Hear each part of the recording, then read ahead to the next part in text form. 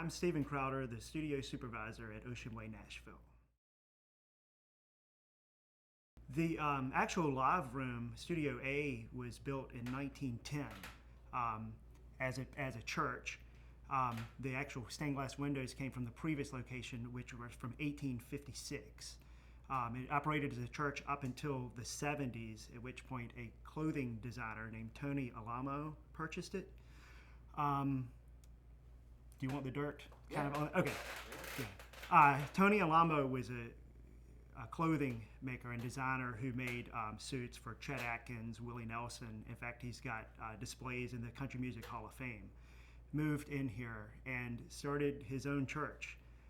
Don't really know what brand it was, but the building, actually the church people lived in the studio, and he had a shop down on Broadway. While he was here, his wife died of natural causes, and he froze her in the basement of this place.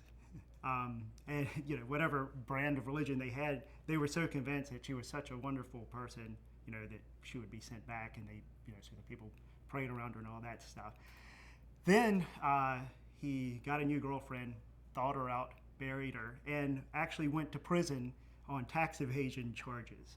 And part of that was, part of the settlement was a proper burial, and then the IRS actually owned this building, which is when Ocean Way comes into play.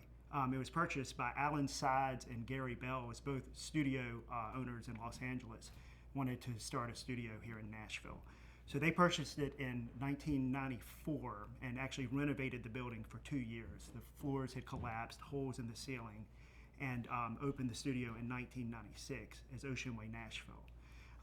It operated, with them as the owners up until 2000, at which point Mike Curb purchased the facility and donated it to Belmont University. And so now it's currently owned by Belmont, and we run as obviously a commercial studio, and then some upper level classes are taught here.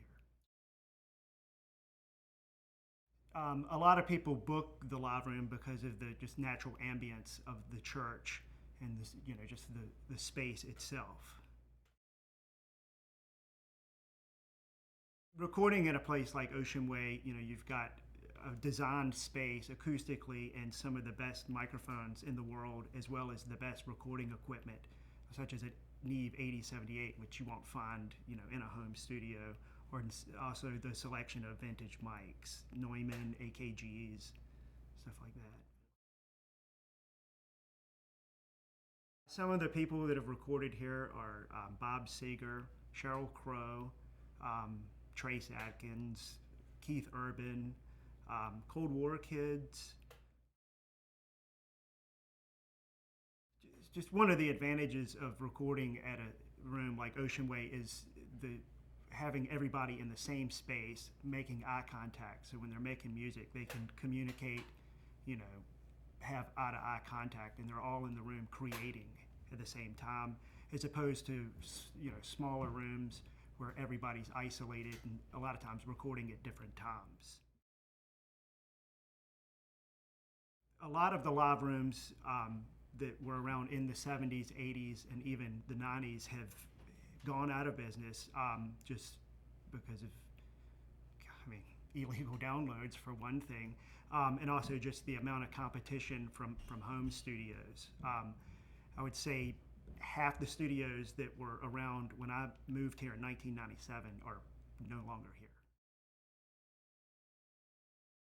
Nashville is really just kind of the go-to town right now as far as the musicians that are here, the facilities that are here. We have clients come in regularly from Los Angeles, New York, Europe, to come to what they call the best of the best, and they're referring to how good our musicians are, how good our facilities are, and how good our engineers are. So it's really kind of a boom time for Nashville.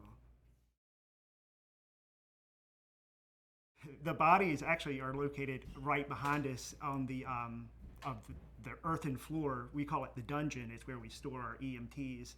When they renovated the place, there was a industrial freezer in there, and our studio director, every time his dog goes in there, the dog goes nuts, goes over to the corner and barks. Wow. So are they still frozen in there? No, we released him. It wasn't good for business. Right. I didn't know if they had parodied him or not.